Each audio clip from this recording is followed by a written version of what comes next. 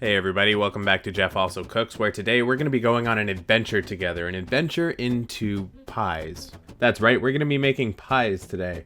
Now anyone will tell you, especially my wife, that I am not a baker. We're going to try this regardless though, because it's the holiday season and if there's ever been a time to try something new, it's now. So to start, we're going to get a bowl, then we're going to move it into the center of the frame, because we're professional. And to that bowl, you are going to add 2.5 cups of all-purpose white flour, 2 whole sticks of butter. To make it a little bit easier, I froze my butter and I am now microplaning it into the flour. You can do this, however, with food processor. I just don't happen to have one. Make sure it's frozen. You want everything to remain as cold as possible. I like to do it in half batches, so grate in a stick of butter, mix it up with your hands, making sure there's no giant clumps of butter, and then grate the other stick of butter into the flour mixture, mix it up, add in a teaspoon of sugar, a teaspoon of salt, and 6 to 8 tablespoons of ice water, mixing it a little bit at a time until it holds its shape when you pinch it together. It's still going to be pretty crumbly at this point, but that's totally fine. Pour the mixture out onto a clean work surface and separate the piles in half. Lightly knead the dough until it forms a ball, and then wrap it tightly in plastic wrap, and then put it in the fridge for 2 hours up to 2 days. Kind of the longer the better in this scenario. So with all that excitement out of the way, we can go ahead and get started on our first pie, which is going to be blueberries. So give your work surface a wipe down, make sure it's nice and clean, and then get a few cups of blueberries. I didn't measure, but 6 packages of blueberries into a colander, give them a rinse, and because it takes me about 2 hours to rinse my blueberries, our pie crust is ready to start rolling out. Roll out the crust until it's about 1/4 of an inch thick, and then lay it gently into your pie pan. Pie sheet, pie tray, I don't know, pie plate. But regardless, we have to blind bake this crust to avoid any soggy bottoms. No one likes a soggy bottom. Go ahead and fit the dough into the pie tray, cutting off the excess around the edges. Lay down some parchment paper on the top, pour in your pie weights. These can be dry beans, rice, actual pie weights, it doesn't actually matter. You may be asking yourself, is it really necessary to use an entire roll of parchment paper for pie weights? And no, it's not. I'm just prone to making mistakes. That's going to be a trend throughout this video and my entire career. So as you can see, we are going to be making a lattice style pie. Go ahead and roll out another sheet of dough into a 1/4 inch thick square. Cut off the edges until it's squared, and then cut it into strips. However, I am getting a bit ahead of myself because we have to finish the blueberry filling. Go ahead and add 1/2 cup granulated white sugar to 1/2 cup of cornstarch and the zest of 1 lemon. Next, mix in your blueberries till thoroughly combined, and thus concludes the easiest pie filling of all time.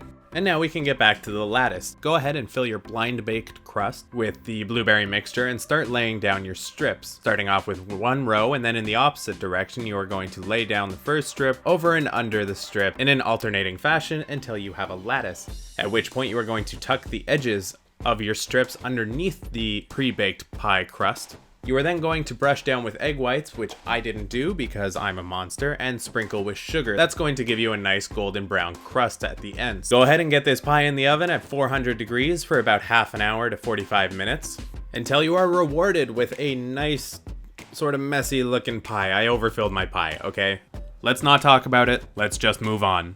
It's a new day, as you can tell, because my wardrobe has changed and the lighting has gotten a lot better. We're rolling out another sheet of dough, putting it into a pie tray, trimming off the excess, and this time we are going to flute it, using your index finger to push the dough in between your thumb and other index finger to give it a nice looking appearance. Do this all the way around the pie until you have something like this that looks kind of fancy. This time with aluminum foil, just to change things up, we're gonna add our pie weights and par bake it, because we are making butterscotch pie, my personal favorite.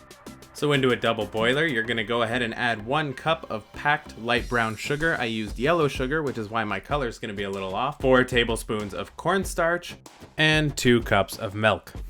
Mix that on top of the double boiler until thickened. And once you have the consistency you're looking for, which is something like this, go ahead and add 2 egg yolks that have been beaten together and incorporate them quickly so they don't turn to scrambled egg. You should now have a consistency that can only be described as thick with 2 C's. Go ahead and take it off the heat and add in 1 tablespoon of butter and 1 teaspoon of vanilla extract, stirring until combined. Go ahead and add that mixture into your blind bake crust that you had fluted earlier, however noticing that your flutes have disappeared because you made a mistake and didn't use the right pie weights when you were pre-baking it, and you probably cut off too much of the excess, but not to worry, it's going to be delicious anyway. So get that into the oven at 400 degrees for about 5 minutes or until golden brown, which should give you more than enough time to start on yet another pie. So go ahead, roll it out to a 1/4 inch thick. However, this time you are not going to trim all the excess off. Instead, you're going to trim a reasonable amount off and wrap it underneath the lip of the pie tray. You are then going to dock it and get it back into the fridge for about 20 minutes. By this time, your butterscotch pie should be ready to come out of the oven, and this pie needs to rest overnight, so let it sit at room temperature for 2 hours, then get it into the fridge, and don't touch it until the next day. With that completed, we're going to get started on our apple pie filling. Yes, we're making an apple pie. So get yourself about a pound of Granny Smith apples, peel them, and cut them into 1/4 inch thick slices. Put them in a bowl with some lemon juice and tossing to coat. That'll keep the slices from browning. I just want to take a minute and shout out this little Starfrit machine that I've had for years now, and it's absolutely amazing. Look at how good this peels apples. Honestly, get yourself one of these because it just makes sure. Oh my god! Oh my god! No, this is the worst possible scenario. Oh my god, I broke it. Okay, moving on from that actual disaster, finish chopping up your peeled apples. Into that mixture, you are then going to add 3/4 of a cup of white sugar, 2 teaspoons of flour, half a teaspoon of nutmeg, half a teaspoon of ginger, 1 tablespoon of cinnamon, and a small pinch of cloves and ginger. Make sure that's all thoroughly mixed up and set it aside while your crust blind bakes. In the meantime, we are going to do yet another pie. This, I promise, is the final one. We're making a pumpkin pie. So to a bowl, you're going to add half a cup of white sugar, half a cup of brown sugar, a tablespoon of flour, a pinch of salt, half a teaspoon of ginger and nutmeg, 1 teaspoon of cinnamon, a pinch of cloves, some freshly ground black pepper, about 1 liter of pumpkin puree, 1 cup of heavy cream, and 3 eggs. Mix it all together. If you're feeling crazy, go ahead and use an even smaller bowl to mix this up. And then, again, set it aside because it's time to jump back into the apple pie. ADHD is fun, kids. Using the scraps from all our previous dough, roll out yet another 1/4 inch thick sheet.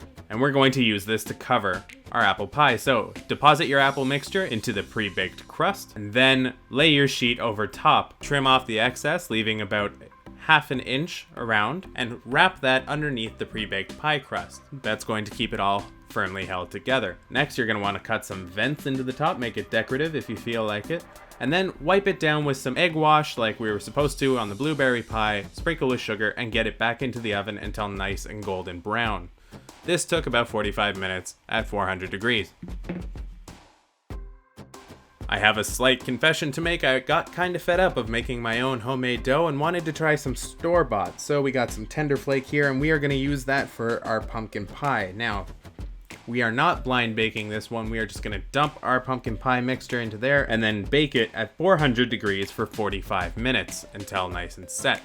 This pie was definitely the easiest one to make. However, the crust, well, I mean, it tastes like store-bought crust. Nothing great. It just does the job. Anyway, I'm officially fed up of making pies, and I have enough in my freezer to last me a lifetime, so I'm gonna call it there.